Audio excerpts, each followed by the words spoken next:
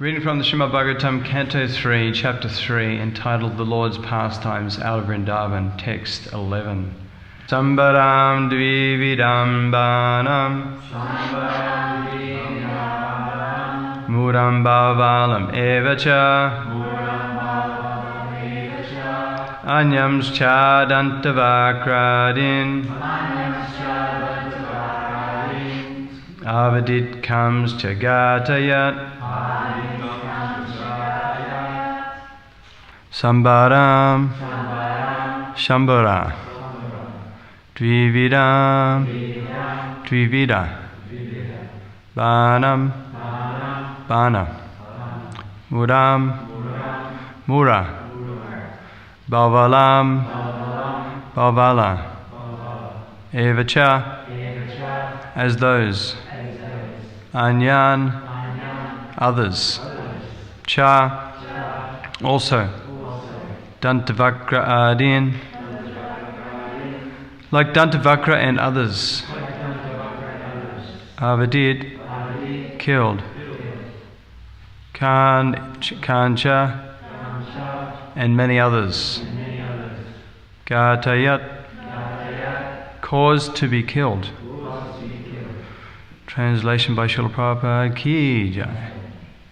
Of kings like Shambara, Dvivida, Bana, Mura, Bhavala, and many other demons such as Dantavakra, some he killed himself, and some he caused to be killed by others, Shri Baladev, etc.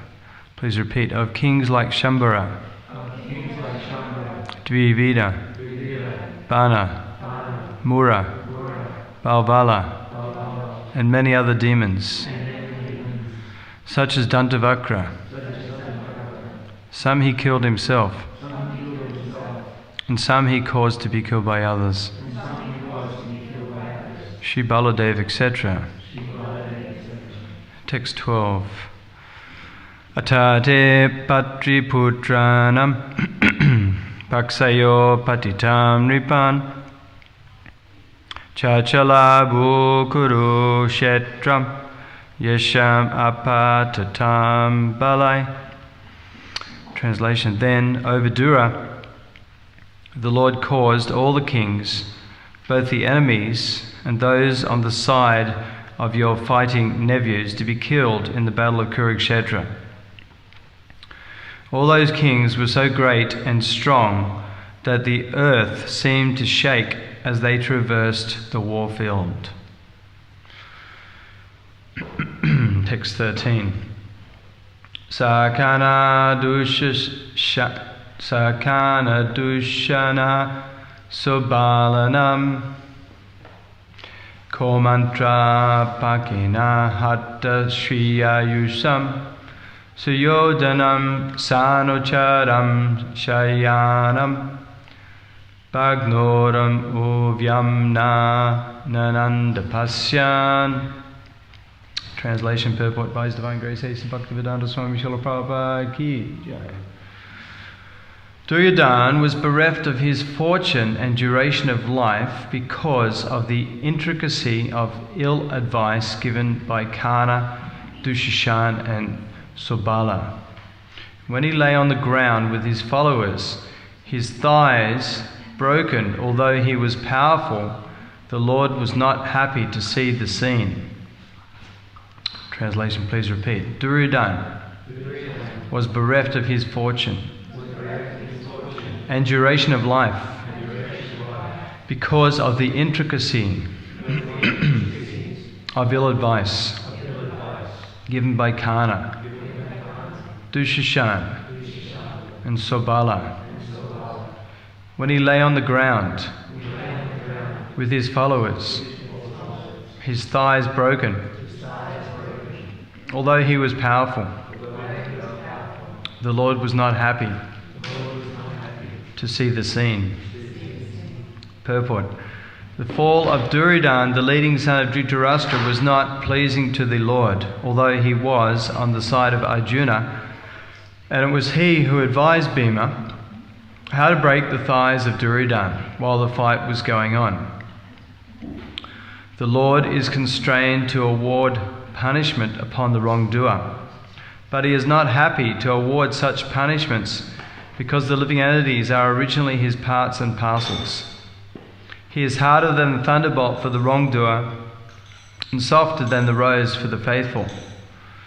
The wrongdoer is misled by bad associates and by ill advice, which is against the established principles of the Lord's order. Thus he becomes subject to punishment. The surest path to happiness is to live by the principles laid down by the Lord and not disobey his established laws, which are enacted in the Vedas and the Puranas for the forgetful living entities.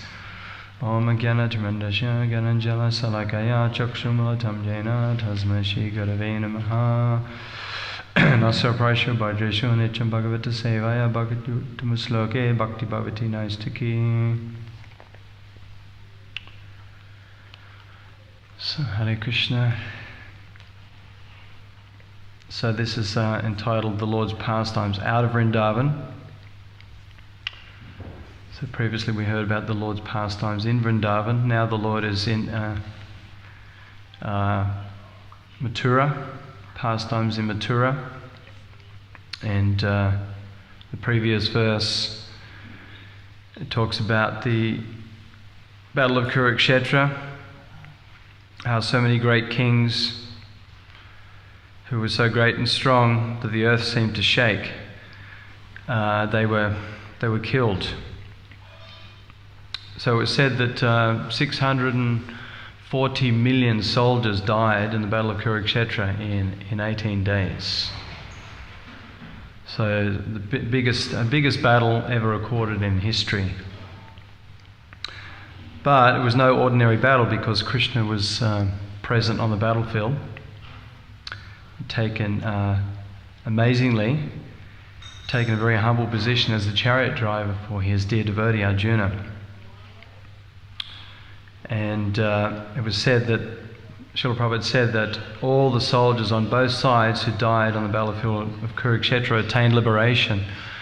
They went back to the spiritual world because they died in the presence of Krishna.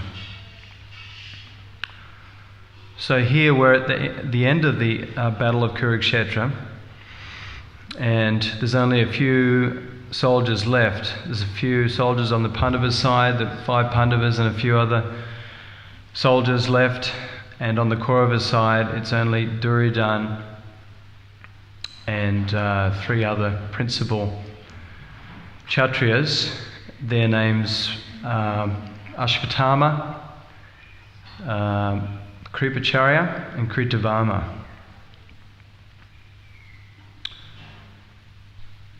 So,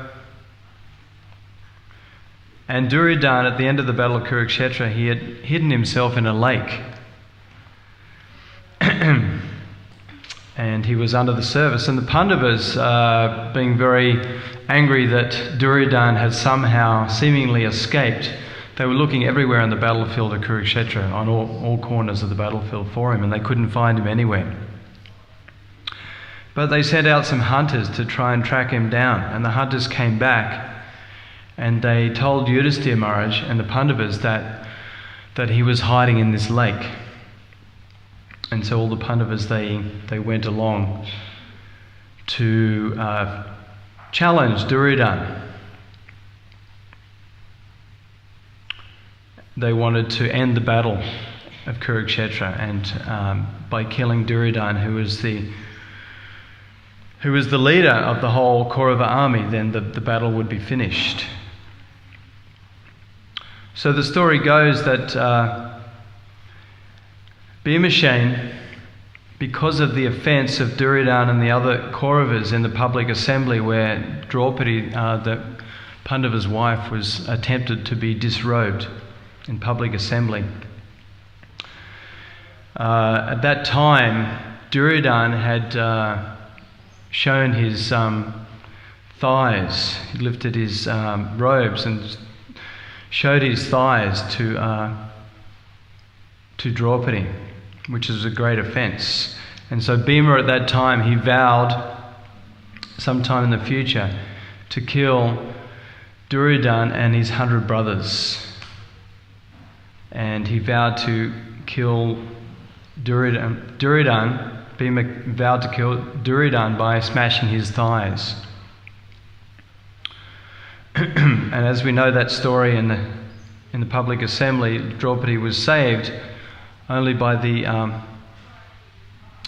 all-merciful glance of Krishna. She was, when Dushashan, one of the other brothers of Duryodhana, was attempting to pull her sari from her, and at first she was trying to protect herself, but then in the end she realized that her only protection was Krishna. So she called out to Krishna, "Hey Krishna." So she became fully surrendered to the protection of Krishna, and Krishna then, as the story goes, he provided unlimited saris, unlimited amount of sari, and no matter how much Dushashan tried to pull the sari off, there was always more and more sari coming from Krishna. So anyway, so Bhima was very angry. He was the most angry there's a public assembly, and he vowed to kill the 100 brothers, including Duryodhana. So there was also another story in the Mahabharata that Duryodhana's mother, what was her name again? Gandhari, that's right. She was the queen of the present city called Kandahar in Afghanistan. So she wanted to immortalize her son, Duryodhana. So she told him one day in the palace to come to her room, and she voluntarily accepted blindness because her husband Dhritarashtra was blind from birth. When she married him, she voluntarily covered her eyes with a cloth. But she said to her son Duryodhana, and she had great powers, and she said to her son Duryodhana, "I want you to come to my room." And her desire was to immortalize his body by taking off her blindfold, and when she would see him, then his body would become as powerful, his whole body would become as powerful as steel, and no one could kill him. So Duryodhana, and she said, "You have to come naked. You have to come naked to my room." And so Duryodhana, he obeyed the instructions of his mother, and he was walking down the hallway in the palace, naked, completely naked, to his mother's room. And somehow or other, Krishna, being all-knowing, he knew what was going on. He knew the plan of Gandhari and Duryodhana. So he suddenly appeared in the palace, and he said, "Duryodhana, why are you walking naked?" And Duryodhana said, "Oh, well, I'm going to see my mother." And he said, "No, you cannot approach your mother naked. You have to at least put a gamcha on." So somehow Krishna, he bewildered Duryodhana and tricked him into putting a gamcha around his waist. So when he came into his mother's room, Gandhari, she took off her blindfold, and she saw that he hadn't fully followed her instruction. Instead of coming naked, he had a gamcha. And she was somewhat upset. And so she immortalized his body, but because he was wearing the gamcha, she said, I cannot immortalize your waist because it's covered by a gamcha, because I wanted you to come completely naked.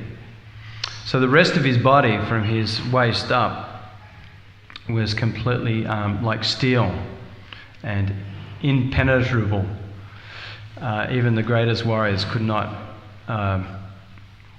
cause injury to the upper part of his body.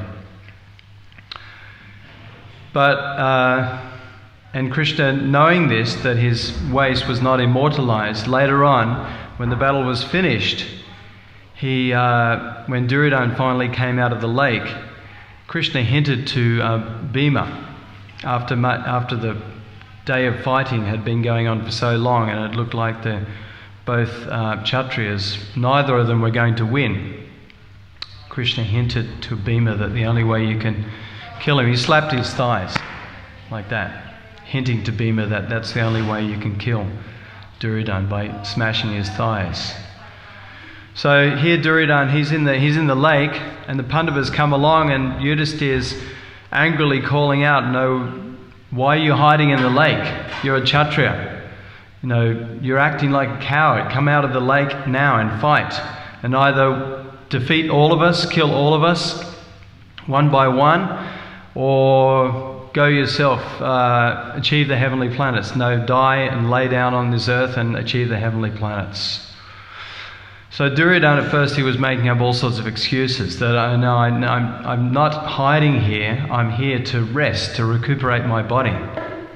And he said to the Pandavas, "You should go and rest for some time, and then I will fight you." and then Duryodhana was like trying to egg him on, calling him a coward, and because of you, so many millions of soldiers have died on the battlefield on both sides. What are you doing hiding in this lake? Come out and fight like a real man. And still Duryodhana was saying that I have no desire to fight anymore. The kingdom is yours. I give you the kingdom. And Yudhishthira Maharaj was saying, the kingdom was never yours to give anyway. How can you say you're giving the kingdom to us? It was never rightfully yours. But eventually Duryodhana, because of the insults of Yudhishthira and the Pandavas, he came out of the lake. He became so angry. And he was offered by the Yudhishthira Maharaj offered that you can fight any one of us, and you can take any weapon you like. And Krishna, he went to Yudhishthira and said, "This is you shouldn't have said this because Duryodhana is very, very powerful, and you've offered him to fight any one of us, and if he just kills any one of us, then the kingdom is his. So he could choose Arjuna or myself," Yudhishthira Maharaj said, "or Nakula or Sahadev, who are not so expert in club fighting." Duryodhana, he was trained by Balaram himself, and he was like Balaram's favourite student. And he was, although Bhima was more powerful in club fighting, Duryodhana he had more expertise. He was swifter. Anyway, Duryodhana he could have chose one of the younger brothers, but because he was so proud, he thought, even if I choose Bhima, there's no way Bhima is going to defeat me. And so he chose the club, and he chose to fight Bhima.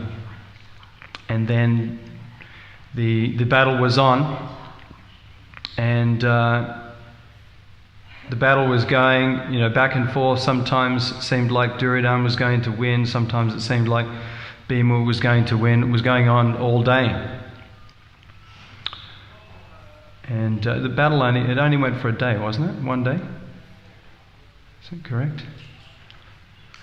So by at the end,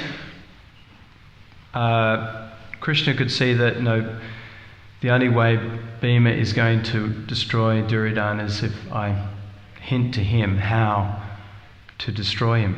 So then at that point, then he slapped his thighs, and Bhima knew although this is not Kshatriya code, that you're not meant to hit another Kshatriya below the waist, this was the only way Bhima understood that I can destroy Duryodhana, and that he can pay for his great sins of basically bringing about this whole war.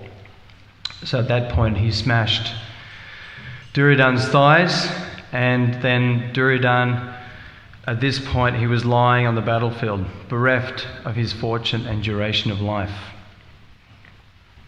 As the verse states, because of the intricacy of ill advice given by Karna, Dushishan and Sobala. I'm not sure who Sobala is. Does anyone know who Sobala was?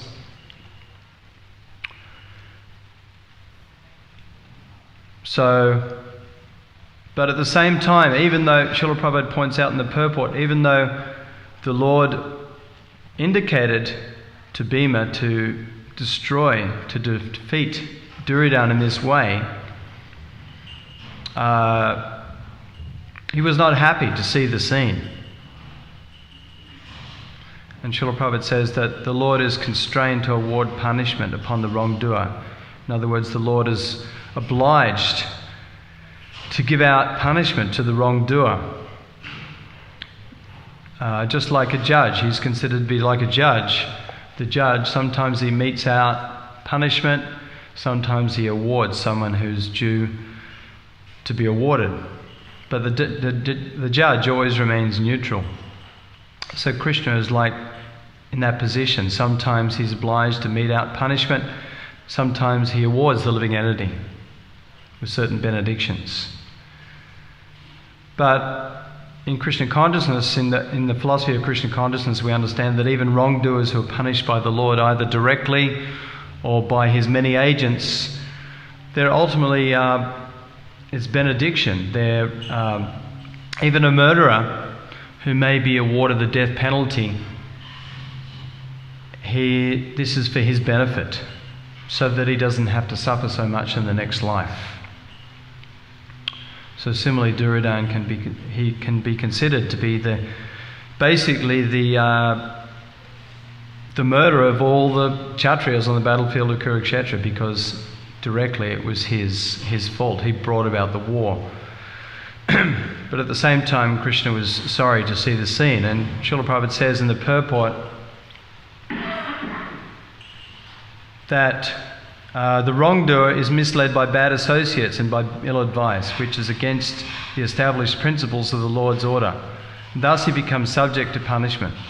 The surest path to happiness is to live by the principles laid down by the Lord, not disobey his established laws, which are enacted in the Vedas and Puranas for the forgetful living entities. So similarly, there's so many living entities in this material world who are wrongdoers, especially in Kali Yuga. Practically 99% of the population are engaged in sinful activities, very abominable activities: meat eating, intoxication, gambling, illicit sex, so many violent activities in their lives. But they're acting like this because of forgetfulness of who they really are as a spirit soul, as an eternal servant of Krishna. Still, they have to be punished. Like Srila Prabhupada says, whether one, like a child, may not know that fire will burn his hand. But even though he doesn't know, when he sticks his hand in the fire, he'll still get burnt. But after he burns his hand, then the child is not likely to do it again, to put his hand in the fire again. So many living entities in this material world are committing sinful activities, committing violent activities against their well-being, against the well-being of others, against their eternal birthright as a loving servant of Krishna. But still they have to be punished. And the Lord is, although he metes out the punishment through his different agents in the form of so many different reactions the living entity receives in the form of disease or so many different types of sufferings caused by the demigods, Adi Daivik, too much heat, too much cold, floods, earthquakes, sufferings caused by the living entities, war, other people harassing living entities, or sufferings caused by the mind and body. So many miseries are there, but still the Lord is very merciful and very kind, and he's trying he comes again and again in different incarnations to reclaim the fallen living entities back to their eternal birthright of Krishna consciousness. So sometimes it's said that this is the greatest quality of the Lord, that he is so compassionate that he comes to this material world out of his causeless mercy to try and reclaim the living entities and give them the chance to perfect their lives, become fully Krishna conscious and go back to the spiritual world. So the Lord's fully satisfied in the spiritual world with his associates in Goloka Vrindavan or Vaikuntha. He doesn't need to come down to this hellish place, this material world, this darkened place. But because he loves all living entities 10 times as much as we love him, he's coming again and again. And he comes in his most merciful incarnation as Lord Chaitanya Mahaprabhu, Patita Pavana, the saviour of the most fallen. So practically 99% of the residents of Kali Yuga are like Jagai and Madais.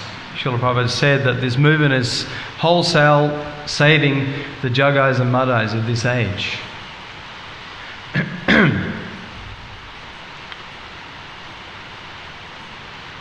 So,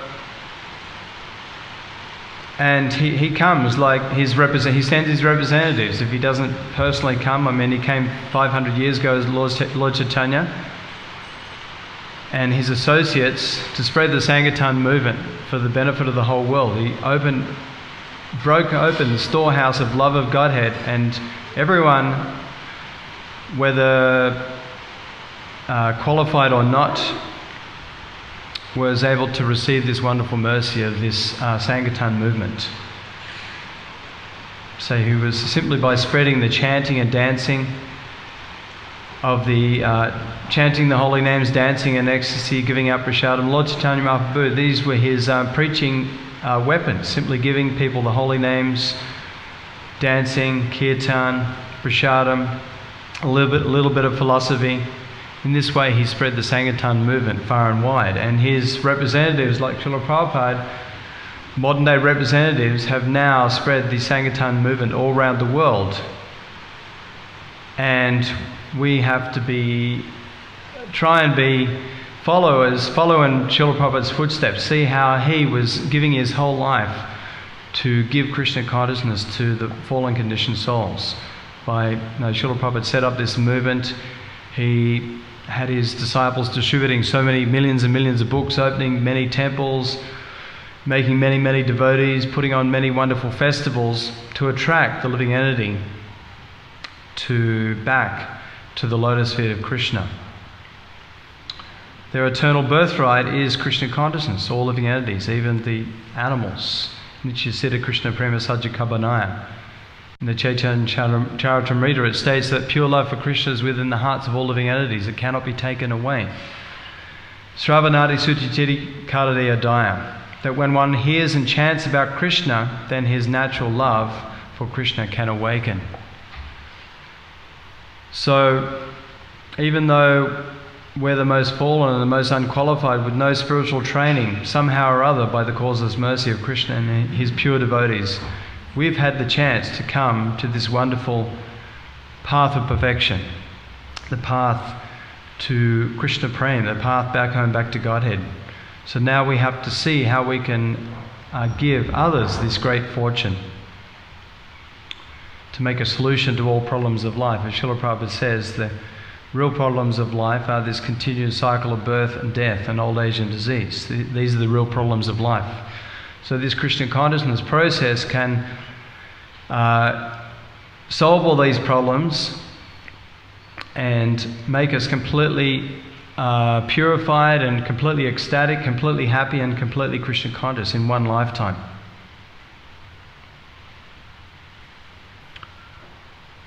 So this Krishna consciousness movement is directly coming from the spiritual world, Goloka Premadana Harinama Sankirtana. This chanting of Hare Krishna, Krishna Krishna, Hare Hare, Hare Rama, Rama Rama, Hare Hare, is directly transported from the topmost planet in the spiritual world, Goloka Rindavan.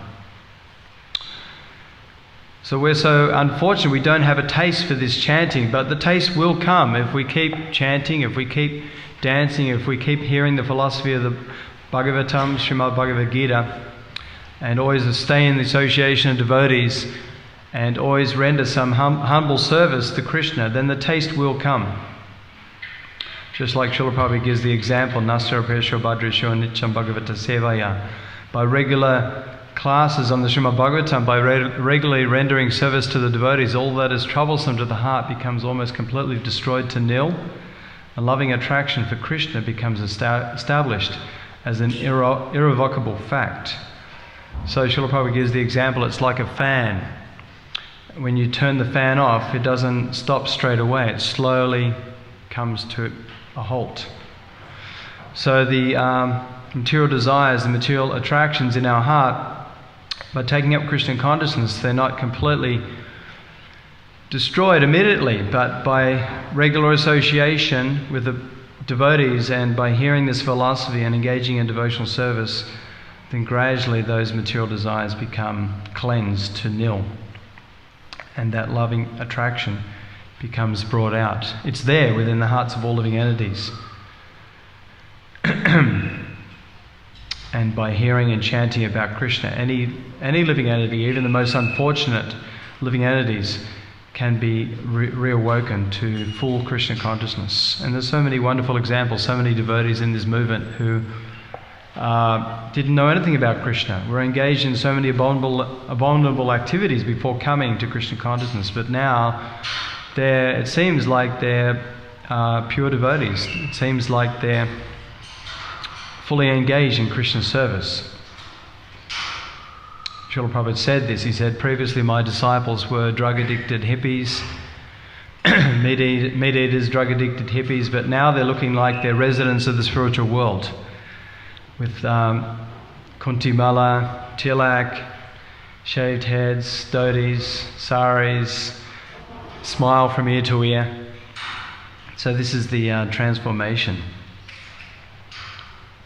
Like Srila Prabhupada says, sometimes in coal there's a diamond, and you cannot see the diamond from the gross piece of coal, but they have a process where they blast the coal with high pressure water, and they take away the outer surface of the coal, and inside they get the diamond.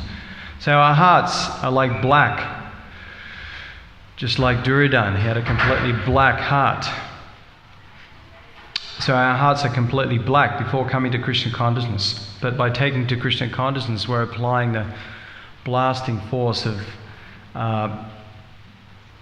Krishna Bhakti, the chanting of the holy names, devotional service upon our hearts, and the heart becomes cleansed.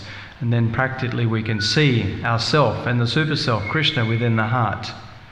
Or just like when you're washing the pots, those who wash the pots, to wash the pot properly, you have to clean the black off the bottom of the pot. Sometimes the devotees cook and they burn the dish a little bit and there's black on the bottom. So if you clean the bottom of the pot, you scrub and scrub very hard, then eventually you can practically see your face in the pot. So that's like scrubbing the heart, cleansing the heart. Eventually we can understand everything very clearly through this cleansing process of Krishna consciousness. But by our own efforts, by the help of other materialistic people, we cannot understand anything. This is stated in the Bhagavatam, Matina Krishna Paratas Svatova. Because of people's uncontrolled senses, they make progress towards hellish conditions, and they constantly chew that which has already been chewed. So people, even though they experience, there's no taste in the material world, there's no taste in the pleasures of eating, sleeping, mating, defending, these so-called pleasures of the material world, still they go again and again for these pleasures. Just like a child, he's chewing chewing gum, and when the taste is gone, he keeps chewing. He may take the chewing gum out, put it under the desk, and later he has another chew. Or like sugarcane, you chew sugarcane, there's some juice for some time, but then the taste is gone. And if you keep chewing, there's no taste. So this is the material world.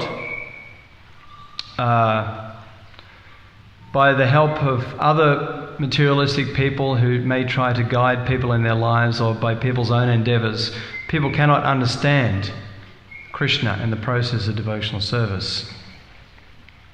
But only when we've achieved the causeless mercy of Krishna and the pure devotees and the purifying process of chanting Hare Krishna and engaging in a variety of services can we properly understand our eternal relationship with Krishna. Can we actually become totally purified and totally on the platform where we're always remembering Krishna, never forgetting Krishna. This is the goal of life, to 24 hours a day think of Krishna and how to serve Krishna, how to spread the glories of Krishna. So we should not let a moment pass without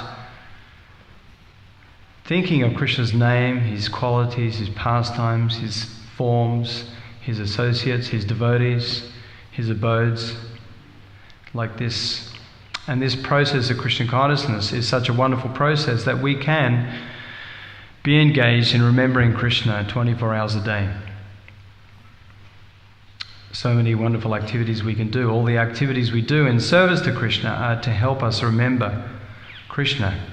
Whether we're making garlands, or we're cleaning the temple room floor, or we're cooking an offering, or we're looking after Krishna's farm and cows, or we're serving the devotees, or we're putting on festivals, we're going out chanting Harinama Sankirtan in the streets, distributing books, all these wonderful services to help us remember Krishna.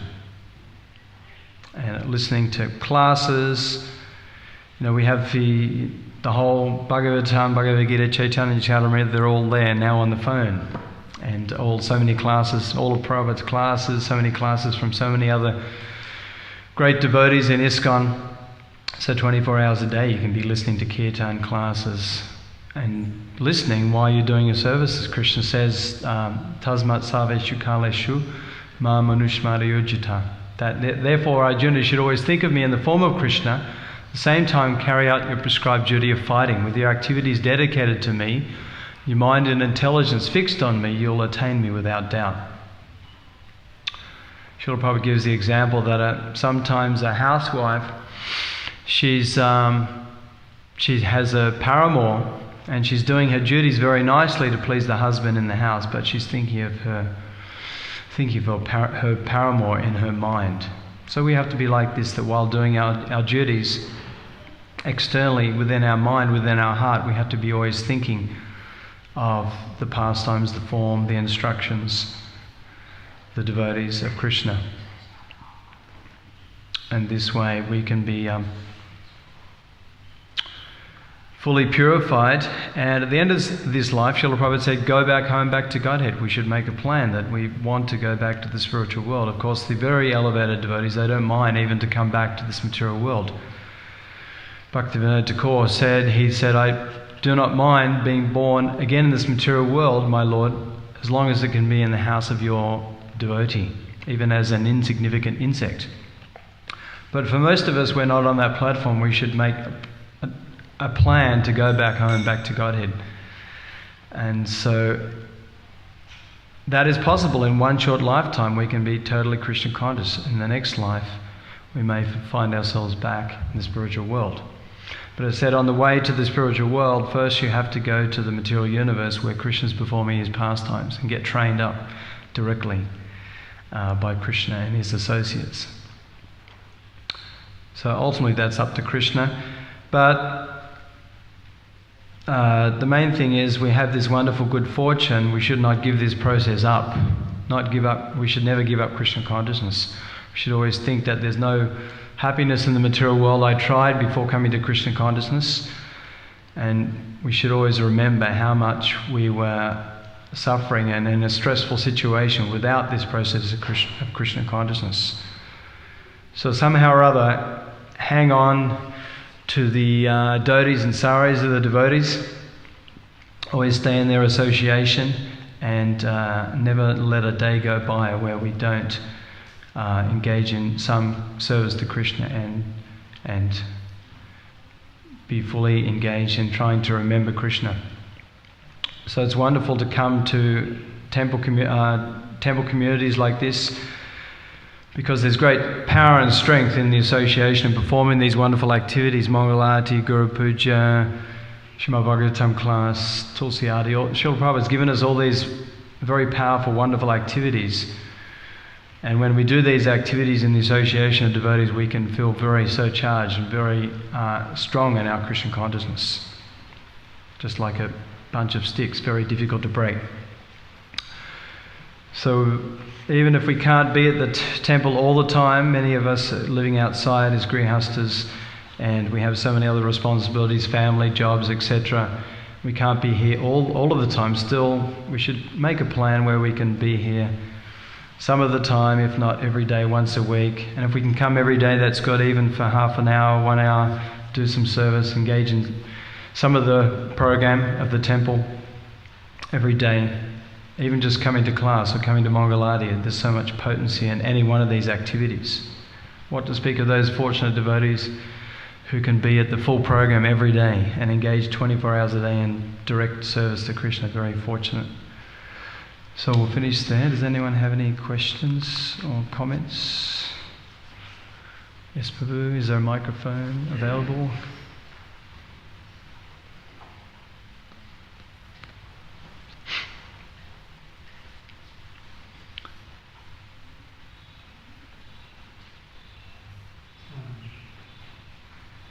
So this Krishna, he must give punishment to the wrongdoer, but he's not happy to give it for his children. There's a verse, I would like you to speak about it, that the devotee also, tatem kampam shishamikshamano, this verse, I don't know the rest of it. Prabhupada says this is the motto of the devotee, to go on suffering the results of my honest past misdeeds. So the devotee also is not wanting, he doesn't try to avoid the punishment that's due. So what is it like? So the Lord doesn't want to give the punishment, but he does. So how do devotees go on, all right, accepting, but still with such optimism, but accepting what's due? Well, devotees, one of the qualities of a devotee is very humble, and he realizes that the Lord is just giving me a token punishment for my sinful activities from many past lives, and I deserve a lot more. Like Srila Prabhupada once got his finger cut. He said, oh, if I wasn't a devotee, it would have been my whole hand chopped off. So the devotees realize that whatever reaction they're receiving, so-called good or bad, it's all for their purification. It's all for their benefit. All to make us more humble and realize that I'm due a lot more than I'm receiving, and at the same time realize that if I wasn't a devotee, then I'd probably be suffering a lot more. As we see in the material world, there's people out there are suffering a lot more than whatever we're suffering in our lives. The people out there are suffering so much more. And but they're putting on a show that they're happy and satisfied and they've got it made, but deep down they're completely in misery. So that's why we also have to go and give them Krishna consciousness to relieve them from their suffering and their ignorance and their future lives of suffering, unless they take to Krishna consciousness. So devotees they're happy to receive some chastisement from the Lord, because it helps them become more sober, to realize that there's no happiness in this material world, that it's a place of dualities, and it's a place where we can't make a permanent situation. And we should realize that before, we're meant to become renounced in different areas of our life. Now, before it's forcibly taken away, because at the time of death, Krishna comes and takes it all away. Whether we're a devotee or whether we're a non-devotee, Krishna comes in the form of death and takes even our bodies away. What to speak of all our possessions. So as devotees, we're meant to be gradually becoming more detached, more renounced. And even if we do have so many material possessions, like as grihastas, we have a house, and we have a wife and children and the cars, so many belongings. But the trick is to try and see how to use all these things in Krishna's service. If we have a nice house, then utilize it to invite all the Vaishnavas and have kirtan and guest speakers speaking Krishna consciousness, put on wonderful feasts, and that way the house becomes a temple. And to have programs even just with your family, just with a wife and children, have kirtan, Krishna book readings, like that. I was speaking to, last night we had a program, Maharaj Ramai Swami came and did a program, at our house, and I was speaking with Lakshmivan Prabhu, and he was saying he reads all of the books about Prabhupada with his sons, and he reads the Mahabharata, and this way they're constantly reading the different wonderful pastimes of the Lord and his devotees. So, yeah, so the devotee, he doesn't mind whether the Lord tramples upon him or whether the Lord embraces him, right? In that prayer we recite every morning, the devotee accepts both as Krishna's mercy. For the materialist, he's always saying, why am I suffering so much? No, I don't deserve this. But then if things go right, he's thinking this is all because of my wonderful qualities, or because I'm such a popular person.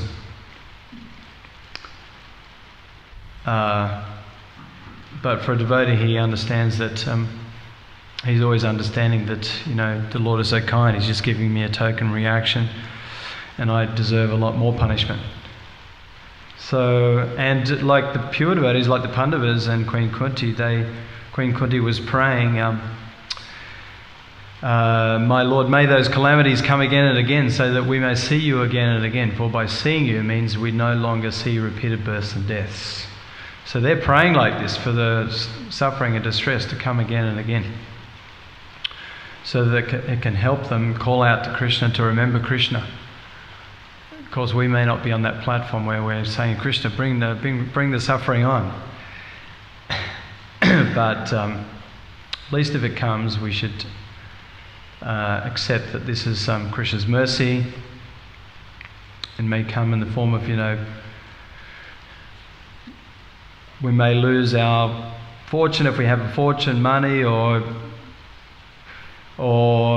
we may get some disease, and or we may suffer, some mental anxiety, stress, or we may even lose the association of devotees. But Krishna's trying to teach us a lesson through these many different reactions. Anyone else like to add to this, or any other question?